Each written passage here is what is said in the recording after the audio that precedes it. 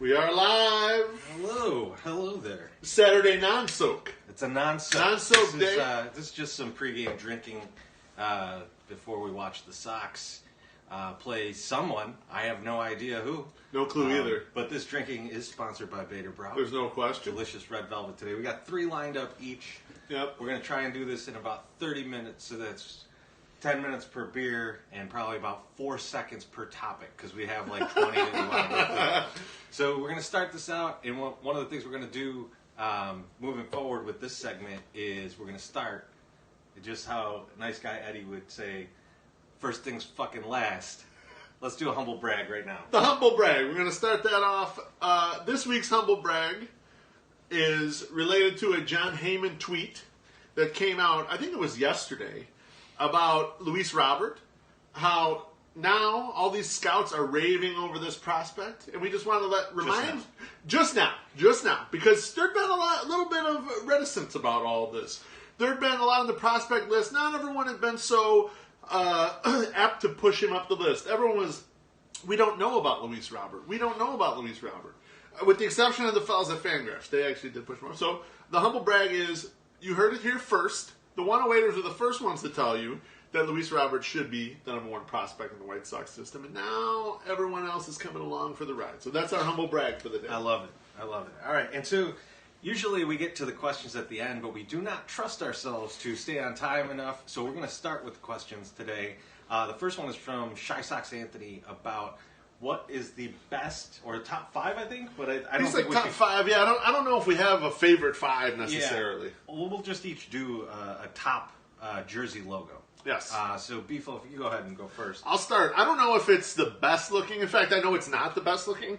But my favorite, for this topic, my favorite Sox jersey is the late 80s bullshit cursive thing, where the cursive Chicago on the road with the gray jersey and then the cursive White Sox at home and the white jersey. Only because I remember that's where I learned about hardship and about watching terrible baseball and really earn when the White Sox did go to the playoffs. So I remember those teams. That era, the only 2 things I can remember is, number one, for like 5 years, the only thing to cheer about was big fat Joe Cowley's no-hitter. And then at the very ass end of that era, they had that one team that wasn't good, but they won 94 games right before they closed old Comiskey.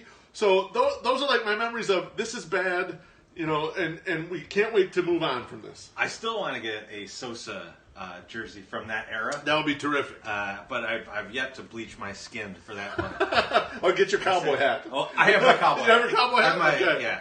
Melky gave me a cowboy hat last year. So mine is actually the well, first of all, the Batter logo is the Cadillac logos. We're not going to mess with that. We obviously like it. We've used it on our logo. It looks familiar. Right? So that's definitely like upper echelon. So it's like, what's your next favorite? Right. And it's actually the one that I have on right here. That's I a terrific really one. love this one, and especially the blue on gray hat this is probably my favorite hat. The only reason I don't wear this hat more, and you can attest to this, is it during a game will grow on my head to like this for some reason. It just kind of slides up my head, and I feel bad for the people behind me. That's right. If anyone comes to visit the 108 and they're sitting directly behind you, which would be in seat 2 of the row right behind you, they can't see it. I might as well wear like a top hat. Yeah, you're blocking them out. Chef's hat. Or chef's hat, which would be terrific. And to answer for my Sox summer, I know he loves the black hat with the White Sox logo, the iconic logo that you see kind of everywhere.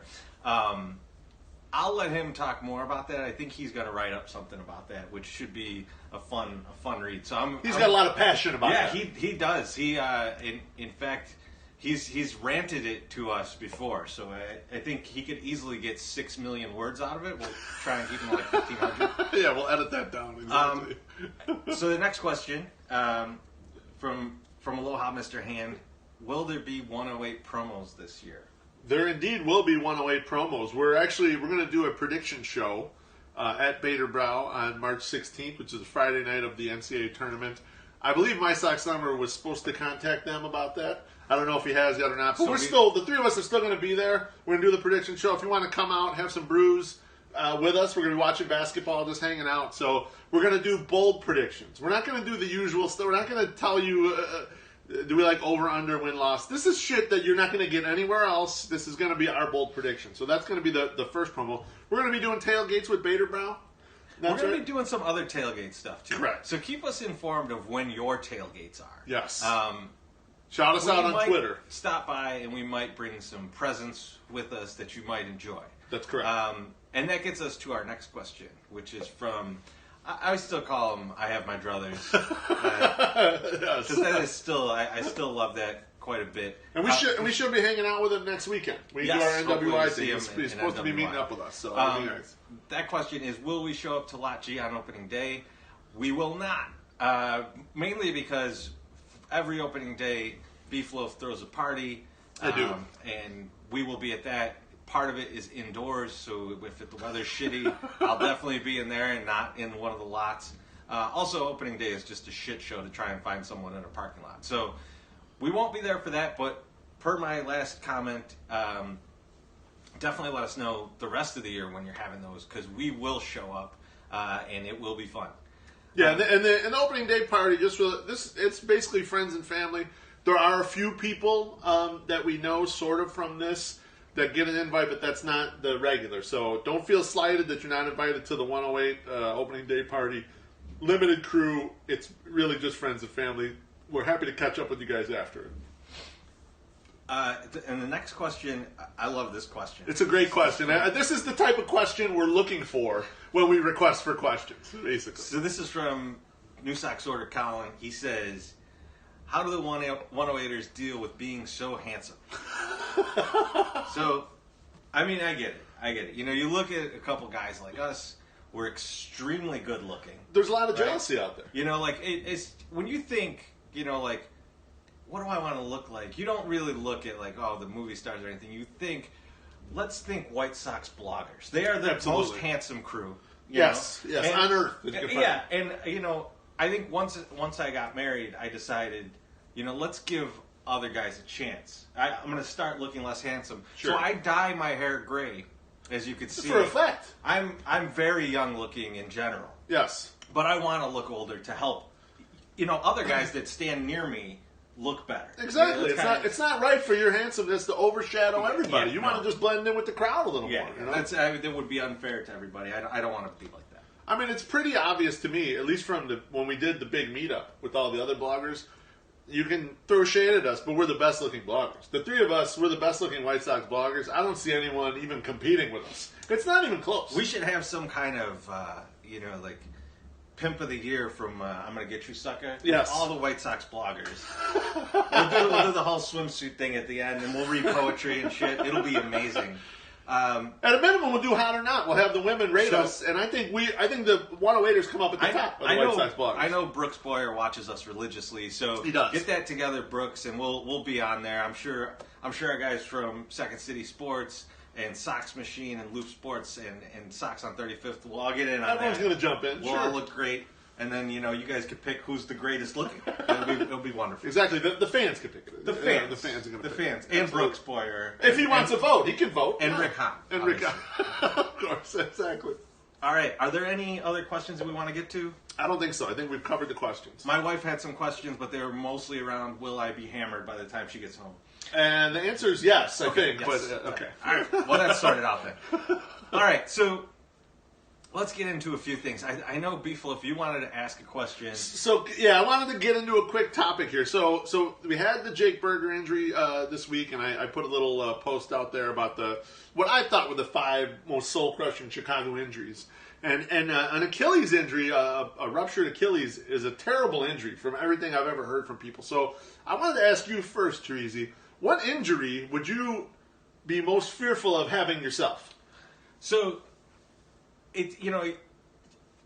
I'm thinking in-game injury. Yeah. Right? Yes. And so it's tough to think like, oh, you know, would it be a knee injury? Would it be this? Would it be that? Get hit with a pitch for the face, you know, something like that. And the thing I keep thinking about is there's this clip, and you guys should look it up, of it's from the 70s Oakland Athletics. And someone goes high and tight on Campy. and he just fucking launches his bat right back out at the mound. And I thought, if that connected, that would be my worst injury. You know, Because death is my worst injury. well, you know what that reminded me of? I had never seen that until very recently. I know we were talking to Biggins about it, and he had like, yeah, how did you not know that existed? He throws the bat, and the way the pitcher dives out of the way of it reminded me of when George W. Bush got the shoes thrown at him, and how he dove out of the way. That's exactly how it looked. I was like, it's coming so quick, and there's no way he's going to get out of the way, and he gets the fuck out of the way, and I couldn't believe it. That's exactly the same thing. That would be terrible. Speaking of which, the most athletic president we've ever had. Yeah, I mean, at least in our lifetime. Obama could drain the J, right? But Yeah. you get out of the way of those shoes like that, I mean, that's pretty good. I don't think there's any question. If we were going down that road, he's the most athletic president. He fires a hell of a fastball. There's no. He's still got heat, baby. He can still blaze that shit in there. There's no question. Yeah, I don't think there's any question in our lifetime that he's the most athletic president. It's not even close, is it? My choice for the worst injury, and I have been thinking about this terrible injury almost my entire athletic playing life, and I've never gotten it, thank goodness, which means I'll probably get it next week, falling over a chair or something, is a testicular torsion. I couldn't even imagine. It's not a serious injury, right? Oh, man, you go to the hospital, they unwind you, but getting the boys wrapped around each other, I don't know if I'll even be able to sit still for the rest of this after hearing that. That was not what I was expecting. So, to give you a little background on Mr. Delicious here, his knees are made of putty. I figured it would be a knee injury that you would be most worried about, but that is horrible. I don't even want to think about that. We're going to move to the next one. I caught for all those years, and it never bothered me. I could still get in the catcher's crouch right now, and probably catch 3 innings. I think if you got in the catcher's crouch right now, I'll never get up. You might actually own that injury you just talked about. That's right. Let's move on to something less disturbing to my groin. So, in the past week, 2 different people have thrown shade at the White Sox. Yes, they have. So yesterday, and big people out in the media. Yes. It's not a random person on Twitter. There's big people throwing shit out there. If you watch MLB.TV, you caught the game yesterday. It was on the Dodgers network. Charlie Steiner called the Sox terminally rebuilding. Now, I will give you that they haven't been good, but they've only been rebuilding for like 18 months. So, fuck you, Charlie Steiner. I mean, I think that's the point I want to make there. But then, Theo, why don't you talk about Theo? So I'm listening to, I rarely listen to Score these days, but when I do listen to Score, I actually tune into Spiegel and Parkins. I think they have a really good show. I like Danny Parkins. I think he's like breath of fresh air to what is the sports talk media landscape. Terrible beard, though. Oh, very bad beard. Now, speaking of guys who are unattractive, Danny Parkins is an unattractive dude, but excellent at doing the radio thing. So I happen to jump on Twitter. I see they're going to have Theo Epstein on there. I'm like, all right, I'm going to tune in because I like listening to Theo. I'm a big Theo fan. He's intelligent, he's articulate, but he also talks about things so that even dumb guys can understand him like us. So I'm going to tune in. They get 3/4, 80% into the interview, and I forget the genesis of the question, but he said something to the fact that it's impossible to rebuild with young pitching. And I thought, well, who's rebuilding with primarily young pitching? That would be the White Sox. Now, I understand we've got Moncada, and we've got Eloy, and we've got Luis Robert. Behind that, we have some more hitting prospects, but there's just a glut of pitching. And I thought, motherfuck this guy. Just because you can't do it, Theo, and I love Theo, smart guy, but just because you can't do it doesn't mean the White Sox can't do it. So let me throw out 2 things that I thought about that when he said it, right? One, the Cubs have unlimited money. Correct. Right? So to say like, oh, we'll just go out and buy a bunch of pitching, yeah, you can do that if you've got all the money. We can't do that. The Sox cannot do that. Yeah. They're not going to have the money to go out and get 4 guys that they're going to pay that much money. Right. I mean, they have 2 of the highest paid pitchers in the league right now in Lester and Yu Darvish. Right. Right. And I mean, guys that should be the highest paid, like a guy like Jose Quintana who took a sweetheart deal, the Sox aren't going to be able to go out and do that. No. Right. But if you have a bunch of pitching, you could trade for hitting. Sure, you which can. Which is probably the route they're going to go. It's going to be a more Royal-style rebuild where they're going to trade for those big names, right? You're going to send Will Myers off and to get Wade Davis and James Shields Yes. to try and win those games and Right. go to the series, things like that. So I think it's just a shitty thing to say, but I love that he did it. It's not a shitty thing to say. It's a dumb thing to say. And we all have, like, here's the thing. If you become a fan of someone or you listen to them a lot or watch them a lot, after a while you start to see their blind spots. And just because Theo can't do it, Theo thinks no one can do it. But he conveniently forgets that in 2015, the Mets kicked their fucking ass in the NLCS with all young pitching. Right. That was what they had there. All those guys were young pitchers from their system. So I just... it's rare I get irate over some Cubs stuff because I don't give a shit about the Cubs. But hearing this, I just thought to myself, you're way the fuck off. I like you, Theo, but you fucked this up. I mean, they also had amazing talents like Lucas Duda out there crushing it. So, Daniel Murphy. Daniel Murphy. The Cubs gave Daniel Murphy so much confidence, he continues to hit 300 every year. All from that series. So speaking of that series and the shitty closers that we saw from the Cubs then, Yes. let's talk about our closers this year. Yes. I'm still thinking about the Executioner jersey. Let me tell you why I haven't gotten it yet, is that Joakim Soria doesn't like that nickname. But it's a fucking awesome nickname. Yes, 100%. So I'm really on the fence. I'm thinking if I do get it, I will reach out to Joakim Soria and ask him what charity I could donate to, because the reason he doesn't like it is because he's from Mexico. People gave him the Executioner nickname. It sounded cool at first, but there's a lot of bad shit going on in Mexico. He doesn't want those two to be confused with one another. That's right. So, Joakim, if you were watching, I'm sure you are, just like Brooks was watching. Yeah. Let me know where to watches donate this. to. I'm happy to do it, and then I will get my Executioner jersey. But will he be the closer is the real question. I think he will. I know you have different thoughts, but I think even if he's not that good, even if he looks like he looked yesterday, they're not looking to be good this year. It's $9 million. They're going to try him out there. I think I agree with you that he's might initially be the closer.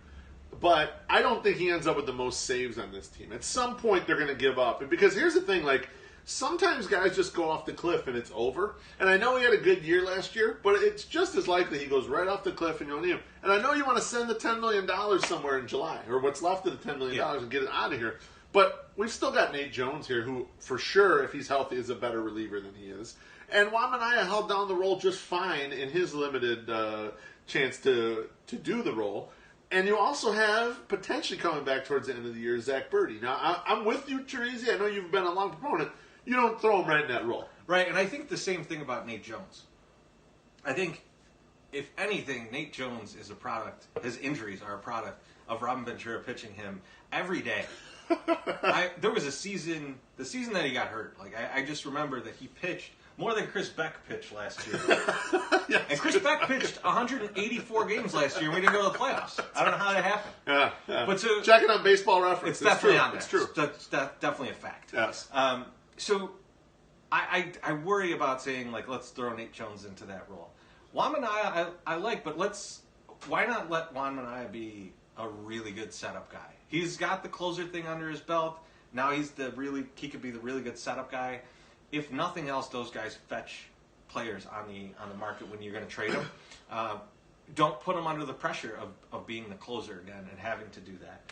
I don't know. I think Soria makes sense because the team is going to be bad.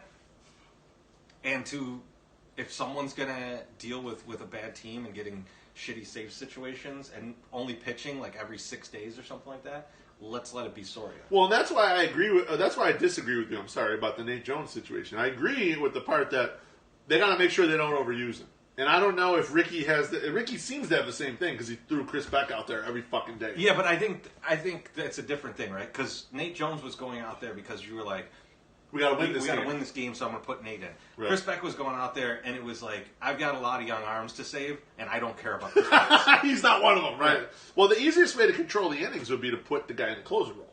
Because you know that's a one-inning thing, or maybe it's 4 outs, depending on the situation. That's the easiest way to control. So if you were worried about controlling Nate Jones' usage, and Kidd out of the manager's hands, you'd put him in the closer role. Kind of, right? But then you have a situation where a guy will sit for days, and then you ask him to ramp it up to the highest level. And throw 3 days in a row. Right, yeah, and that's true. That worries me more than anything. Yeah. So, I don't know. I'm with Soria. I think unless he is incredibly bad, like Sam Dyson bad, I think you just leave him in there. And maybe if he's Sam Dyson bad, we could trade him to the Giants. Yeah, they'll take him. Yeah, that's fine. They would be happy to take him on and let him close. And when Melanson's hurt, which will probably happen again. So, no, I think that the only problem with all of this is that, okay, so a guy like Nate Jones could fetch something without the saves, but for the most part, teams still pay for saves for some reason.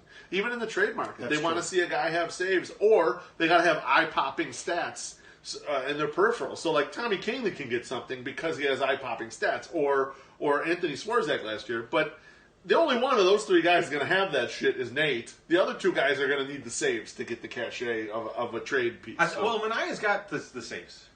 So he got him last year. So that's why I don't think you put him in there to ruin that this year. Because that could go real bad. It's true. It could go the other way, 100%. So speaking of millions and millions and millions of dollars, yes, when are we going to give those to Jose Abreu?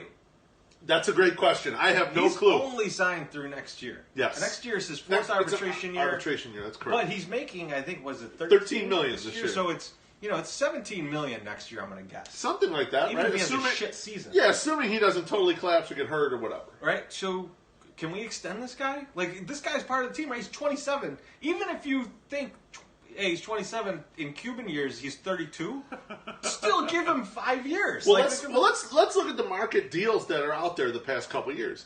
You've got the same deal for 2 guys that are similar type players in Edwin Encarnacion and Carlos Santana. Both guys got the 3-year, $60 million. Then you just saw JD Martinez, who actually career OPS plus. Jose Abreu was a better player with the stick over the career. Now JD Martinez had a beginning of his career that wasn't that great. JD Martinez just got what, 125 or something like that. Okay, so that's a $25 million a year deal. What's the problem with getting Jose Abreu into something like that tomorrow? I don't see the problem with it. He's saying no to this, maybe his agent, maybe they're anti. Maybe they think they can go get more in the marketplace. I'd be shocked if that was the case. I would too. And the fact that you haven't just offered this to him, like, it seems like 5 for 125 seems like a hometown discount. 100%. Just sign it. Just give him this money. Like, you've seen enough to know what he is. I mean, right? he's got the terrific hit tool that Carlos Santana doesn't have. That's why you get the 5 years instead of the 3 years. Right. Carlos Santana's a little more of a walk machine. Yeah, I don't understand it. I hope it's not a very bad signal that some of the people out there in White Sox Twitter were worried about, that the White Sox aren't going to spend money. Because you got to spend this money here. This is the first signal of it. This is the first signal that you haven't already done this deal. Like, what are you possibly waiting for here? You're either rooting against Jose Abreu's 2018 performance, which even then he still makes $17 million next year. There's no way he's going to make less than that. Correct. Yeah, he's still going to get that kind of raise. But you're rooting against it so you can get a cheaper extension. Maybe how much are you going to save? How much are you realistically going to save? Well, he's going to need to be bad for 2 years for you to get out of it. Either you save that money or you just lose him entirely. Those are the 2 things that could happen. So why not just ink him to a deal? Just extend him. This isn't Avi where it's like, hey, he had a great, half a year or 3/4 of a year, He had eye-popping BABIP. This is a guy who's been good for 5 years. Like a record-setting first 5 years of his career. 4 years. I'm sorry. 4 years. Yeah. No, this year too. I'm this year too. You're counting this year in? Okay. Already. He's 30 and 100 this year, I guarantee it. I mean, I'd be shocked if he's not. I mean, that's what he does. Unless he gets testicular torsion, I'm giving him 30 and 100 this year. Yes. All right. So next up, we're going to talk a little bit about something that keeps coming back. Yes. Is Mike Moustakas. This has to fucking happen. Can someone sign this guy? Holy shit. Well, White Sox Twitter's freaking out. They're freaking out about Mike Moustakas. So let me say 2 things, first of all. I covered this last week. Yes. He's an Oriole. He needs to be an Oriole. It's obvious to everyone. Can I stop? Everyone knows he should be an Oriole. Can I stop you? When we were going through the topics to talk about today, Teresa E. was disgusted that we have to talk about Mike Moustakas again because it will just not fucking go away. It's unreal. Mike Moustakas, I didn't even think about Mike Moustakas last year. Now I hate him. I hate this guy. It's no fault of his own. And I'm going to be on the side of let's sign him. Yes. Let's just fucking sign him. Let's get him off the market. Let's just end this. We'll sign him. You know, the Orioles aren't pulling the trigger. They could have Mark Trumbo too, and they don't want him. Right, So they're not doing it. here's the thing. Here's the thing about Moustakas. It has very little to do with Moustakas. Yes. Why not sign a guy who could start at third base for you, who's better than, you know, any third baseman you have coming up, right? I mean, Yes. Jake Berger's hurt, so let's not count Jake Berger. Right, Jake Berger's very far away. Like, Yeah. if Jake Berger makes it and becomes a third baseman, he's your third baseman in 2021 or So something. let's assume- So it's a while. Let's assume you get this nameless third baseman, Yep. not Mike Moustakas, just this nameless Just a third guy. baseman who hits, 30 home runs a year. Yep, he's a mediocre fielder. He's he can field. He can field fine. He can field okay. The metrics like him, and some years they don't like him, and others He doesn't gets walk. on base every once in a while. He gets on, like a 300 on base percentage. Yeah. But the homers are there. He's a solid third baseman. Your team's better. Yes, Right? you get better, And for I sure. think the problem, here's the problems that I'm seeing. One, everyone's acting like this displaces Yolmer Sanchez and he's not on the team anymore. That's doesn't. incorrect. In fact, he's even more valuable now because you don't have to have Lurie Garcia play shortstop ever. You don't have to have him play second base. You don't have to have him play third base. Yolmer takes all those at-bats, especially when Moustakas is DHing. Moustakas is built for DH. This is a thing that he can do for us. So Yep. so you put him at DH and third and whatever.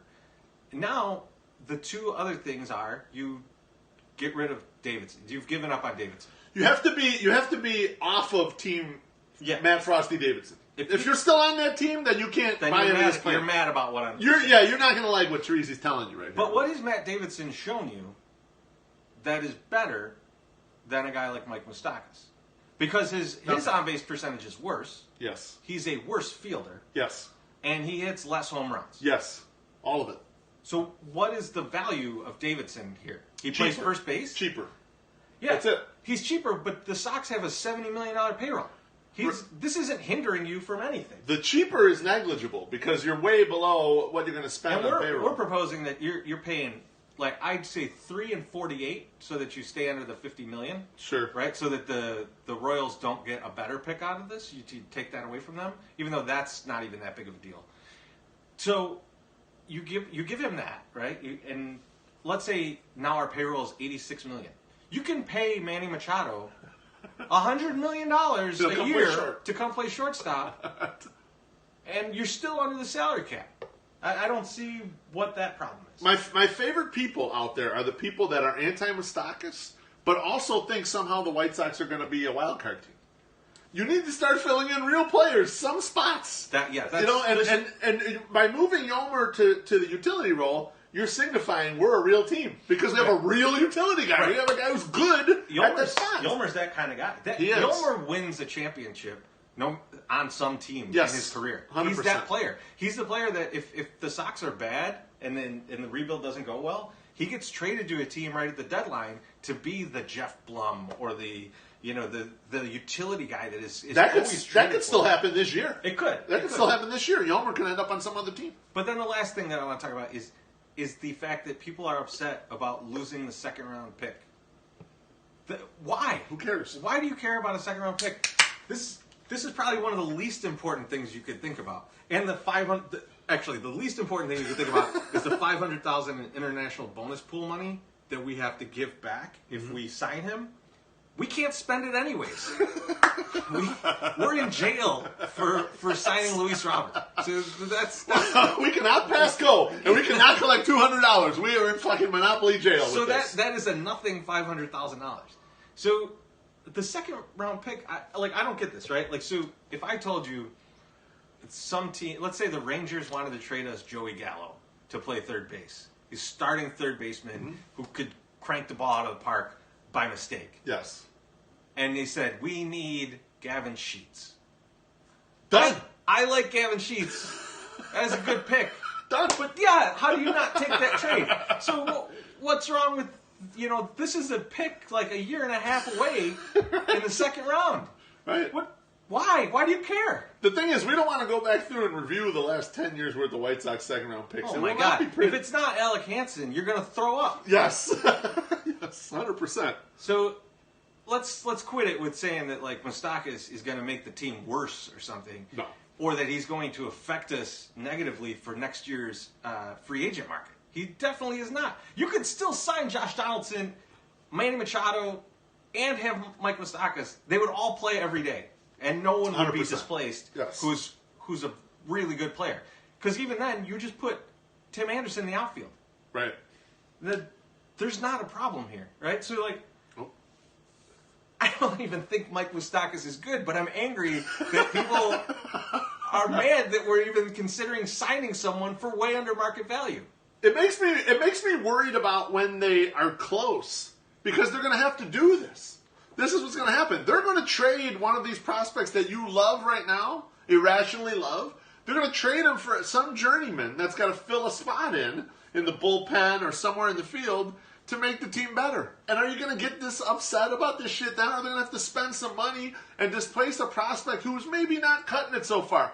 Maybe they got to go out there and buy a catcher because Zach Collins hasn't become a catcher. Some of this is going to happen. You can't logically love all of the prospects that we've gotten and say like those trades were amazing and we made these amazing trades to get the best prospects ever. These are the best prospects we could ever get. And then not trust the same people to trade those prospects for major league players. Exactly. It's illogical to think that like they're only good at this one kind of trade. Right. And if they are, we're fucked anyway. Yes, exactly.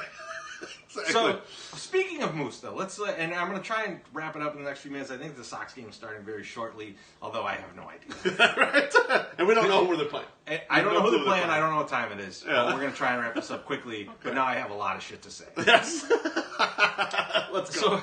So, Moose is part of this bad free agent class that we're looking at and going, depressed free agent market. Depressed free agent market, and there must be collusion between the owners, and they're doing these things, and they're keeping up. No, this is a shitty free agent class. And to say that the pitchers aren't getting money, Yu Darvish got a shitload of money. He did, yes. Jake Arrieta is probably soon going to get a shitload of money, as are Alex Cobb and Lance Lynn. And both guys have durability issues, so like you get why they're not getting the big money. But Alex Cobb and Lance Lynn, I don't know that they're that good. They're not worth the big Lance Lynn money. is like what, a 3 or a 4? Cobb Yeah. maybe 2. Right. Yeah, I mean like Cobb's high end is being a 2. Yeah. So Yeah, Lance Lynn's back end for a good team. Back end rotation. and then on the other side, on the hitter side, JD Martinez got his money. Mm-hmm. It's 5 years, $125. $25 million a year is not nothing. Right? $25 million a year for a DH because he really can't He's play not a going to play position. any position. You know? Yeah, he's not going to. Right. In Boston. And they're basically displacing Hanley Ramirez by doing Well, this. they're actually saving $22 million because He won't get his not options. fast. That's right. Yeah, But won't get the plate appearances. So he's getting money, right? Hosmer got a lot of money. Yes, he The sure rest did. of the guys are bad. The fact that we're debating if Mike Moustakas should play or we should have a utility infielder play his position shows you he's bad. And then every other team is just not even interested. Sure. They're not taking his phone calls like the guy you met at the bar who pissed himself right after you gave him your number. So this class has been just terrible. I mean, and to say that it's like some depressed market, it's just really bad players. Yeah. It's just no one cares about this. Next year, you're not going to see this. Machado's going to get a lot of money. Harper's going to get a lot of money. Donaldson's going to get a lot of money. And then the guys after that are going to trickle down because there was people waiting for Charlie it to happen. Blackman and some of these guys, there's going to be a lot of Like money chasing Martin hits Prado's next going year. to make money next year because of the people waiting for Machado and Donaldson. And then they miss, and they got to add somebody, right? Right. They got to put somebody in there. I totally agree. No, 100%. So just shitty free agent class. Just actually 2018 free agent class. You should be ashamed of yourself. The thing is, though, where I disagree with you is there could be colluding and a shitty class. Let's not let the owners off the hook. They may also be colluding. No. But let me say this. this is a shitty free agent class. I think the owners are terrible for a million other reasons. I just don't think any of them needed to call each other over this and go like, "Hey, don't pay these guys too much," because they weren't going to anyways. Hey, don't pay Lucas Duda more than $3.5 million. Who cares? Don't sign Adam Lim to a major league contract. Did owners need to get on the phone for that? I don't think so. All right, so that aside, let's get to another point about this free agent class. It's a shitty free agent class. No one's getting any money. No. We don't want. Let's say we don't sign Mike Moustakas. Yeah. What can we do? What creative shit can we do in this free agent class with the people that are sitting out there, the people that are left over, and try and do something cool where we could help ourselves, not for maybe this year, but the next year and the following year after that.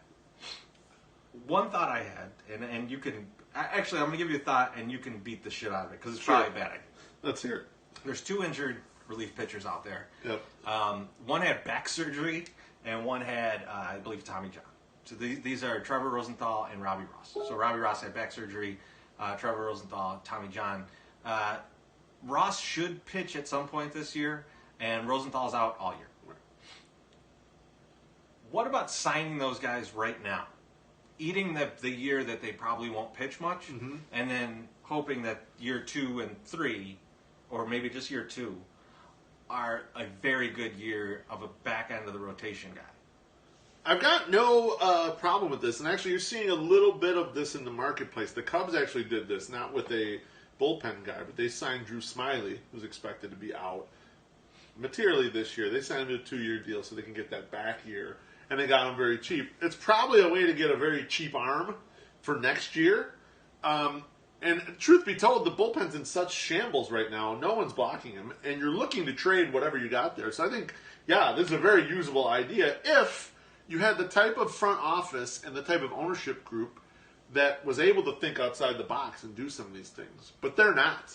I mean, we have to be satisfied with the way the White Sox end up being good is a couple of these prospects hit, and the smaller prospects, or they're okay at signing the low-cost free agent. They haven't been. Rick Hahn's been terrible at that. They're not really willing to, this would be throwing money away, right? Sort of. You'd be throwing, for this year. For this year, you'd be throwing that money away. You don't see the White Sox willing to do that. You don't see them anywhere interested in taking on a Matt Kemp contract or partial Jacoby Ellsbury contract and sending their asses home. Well, so I like this, they but did need a bunch of money for the Soria deal. And Soria's not, They did, but they're eating money for this year. Like, it's usable this year, and right. It's going to be out there this year. I think they seem to look at things like that. They're not the type of team that looks at it like, well, we could just buy some bad paper and get some usage out of it. Yeah. So we're not going to trade for Jacoby Ellsbury. I don't think so. Well, I think it's a great idea. I don't think it ends up happening. Okay. No. And then next, just one last one, sign Jonathan Lucroy. I love it. Okay. I love it. Well, then we're in agreement. so the second catcher. We'll send both of our number 3 catchers down to AAA. Right. That's fine with me. And Castillo, I don't think you want Castillo to play, 115, 120 games. He's never played more than 113 in a season. Right. So let's put him at 100, put Lucroy at 60-something, and then DH Lucroy a little bit. I think that's a good deal, especially because it doesn't seem like anyone is pursuing him. I haven't heard anything about it. Yeah, I've heard no whispers at all. That could be something cool. I'm down with that. We're getting close to the time we wanted to stop. Yep, we're setting off on this. So we'll sign off in a second. Just a few things coming up. We're going to be on the Second City Sports podcast very soon. That's right. It's actually we'll be recording the end of next week, and then the following week we're going to be on. So I think so that week will be 2 things. We'll be on that podcast, doing a bunch of bets with those guys. Yep. And then the second, maybe more mustache bets or more no jelly and mayo. There's been discussions like that. I think they sort of want to take over the Sunday Soak. Okay. But we got to figure out what we go the other way. I don't want to take over their podcast necessarily. I want to think of something different, to do with those guys. I'm not sure what. So, okay, yeah, it'll be something like we couldn't do it unless. But next winter we get to live at Jerry's house in Florida. I'm going to stay at his house for a month when it's colder. But he has to come up here. Yeah, that's right. February. He's got to clean the litter boxes. We come down there for the Super Bowl, and then we go, all right, you're out of here. You're out of here. We'll see you opening day. And then And then we're going to do the special at Beta Brow on the 16th. That's so right. Come hang out for that. And tomorrow night, if you're not doing anything, you can come see me play bass at Yes. Quenchers. My band Barren Plains will be up there. So feel free to check that out. It's like 9 o'clock, I think. There's going to be a lot of Malort. So if you're into Malort, come get some of that. It's very delicious. Just to let you fans know, I mean, Teresi's been playing bass in bands for 20-ish years. Back when we were younger, when we were kids, he would take his shirt off at every show. And let me guarantee I will not do that tomorrow. He doesn't have the body anymore to take his shirt. Still best-looking bloggers. Whoa. Best-looking White Sox bloggers, but not shirtless bloggers. So I have the body to take my shirt off, right? Because we do the Sunday soap. That's correct. But I don't have the body to take my shirt off and then move around. It's very jiggly. Yes, yeah. It's very jiggly. So we don't want to do that. We don't want to disgust anyone or hypnotize anyone. So if you come out tomorrow, I guarantee you shirt on, maybe a 108 shirt, but shirt on for sure. And we will see you guys very soon. A lot of exciting stuff happening, and I hope that it's a great Sox season. And even if it's not, come join us for some of our 25,000 ounces of beer. That's right. We'll be out there drinking it up. Thanks, guys. Peace.